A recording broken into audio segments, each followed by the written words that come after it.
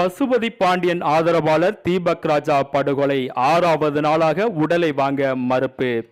ஆயுதம் தாங்கிய காவல்துறையினர் நெல்லை மாவட்டம் முழுவதும் குவிக்கப்பட்டுள்ளனர். கள நிலவரங்களை அறிய வளரும் தமிழகம் கட்சியின் தலைவர் பாளை பட்டாபிராமன் வாகை குளத்திற்கு வருகை.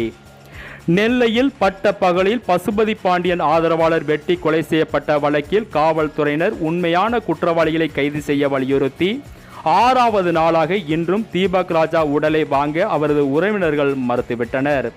இதனால் பதற்றம் நிலவுவதால் கிராமங்களில் ஆயுதம் தாங்கிய காவல்துறையினர் குவிக்கப்பட்டுள்ளனர். நெல்லை மாவட்டம் மூன்றடைப்பு வாகை குளத்தை சார்ந்த சிவகுருநாதன் மகன் தீபக் ராஜா பசுபதி பாண்டியன் ஆதரவாளர். இவர் தனது காதலி மற்றும் அவரது தோழிகளுடன் கடந்த 20ஆம் தேதி பாளை KTC நகர் ரவுண்டானா உணவகம் முன்பாக 6 பேர் கொண்ட கூலிப்படையால் சரமாரியாக வெட்டி கொலை செய்யப்பட்டார். இது குறித்து பாளை காவல்துறையினர் வன்கொடுமை பாதுகாப்பு சட்டத்தின் கீழ் கொலை வழக்கு பதிவு செய்து ஸ்ரீவைகுண்டம் ஐயப்பன், முன்னீர் பள்ளம் ஐயப்பன், வல்லநாடு தாம்பான், மேலநத்தம் முத்தம், சரவணன் ஆகிய 4 பேரை கைது செய்து நீதிமன்றத்தில் ஆஜர்படுத்தி பாளை மத்திய சிறையில் அடைத்தனர்.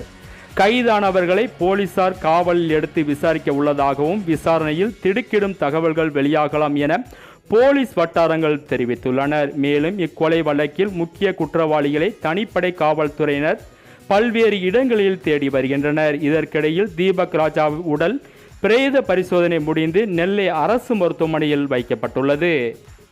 இக்கொலை சம்பவத்தில் ஈடுபட்ட முக்கிய குற்றவாளிகள் இன்னும் கைது செய்யப்படவில்லை. முக்கிய குற்றவாளிகள் தனிப்படை போலீசார் விரைந்து கைது செய்ய வேண்டும், கொலைக்கான காரணத்தையும் போலீசார் கண்டறிய வேண்டும் என்ற உள்ளிட்ட கோரிக்கைகளை வலியுறுத்தி அவரது உறவினர்கள் ஆதரவாளர்கள் 6வது நாளாக இன்றும் உடலை வாங்க மறுத்து போராட்டத்தில் ஈடுபட்டு வருகின்றனர். இதன் காரணமாக உடல் வைக்கப்பட்டுள்ள நெல்லை அரசு மருத்துவமனையில் பலத்த போலீஸ் பாதுகாப்பு போடப்பட்டுள்ளது.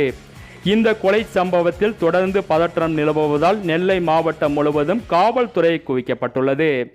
நெல்லை மாவட்டம் முன்னீர் பள்ளம், டக்கமால்புரம், மூன்றடைப்பு போலீஸ் சோதனை சாவடிகள் உள்ளிட்ட பல்வேறு பகுதிகளில் பைக் ரேட்ரோல் போலீசார் துப்பாக்கி ஏந்தி பாதுகாப்பு பணியில் ஈடுபட்டு வருகின்றனர்.